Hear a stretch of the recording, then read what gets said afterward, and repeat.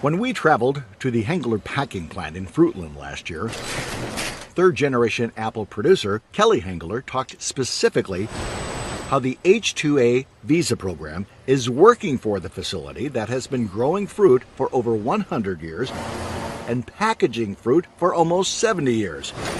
Without it, we couldn't do it without them, Don. If we didn't have this program, we wouldn't be here, wouldn't be doing this interview.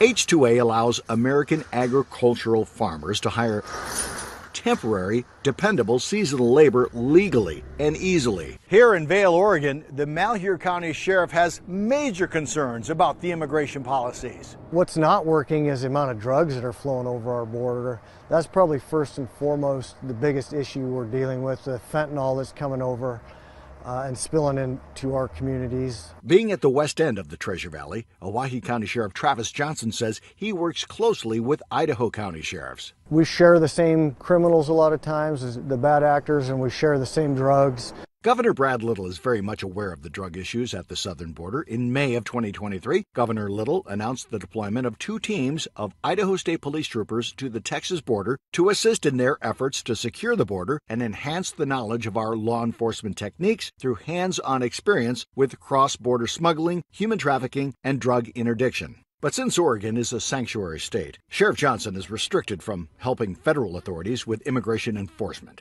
Across the border, Idaho House Bill 753 was introduced this year that would have allowed local law enforcement officers to check the immigration status of individuals and allows for a magistrate judge to order people who violate the bill to return to the country of origin. The bill never made it out of the Senate. And even though the ACLU of Idaho keeps a close eye on what's happening in Washington, they're more concerned about what's happening here at the State House. The Latinx community is very much aware of what's happening at a state level. And that's why Ruby Mendez-Mota, the daughter of immigrants, says the ACLU of Idaho launched the SOMOS program aimed at cultivating Latino leaders to address pressing community issues and designed to really craft messaging by community, for community, so all of individuals understand why immigrants are vital for Idahoans, and to really start changing the narrative, the negative narrative that we're seeing both nationally and here locally about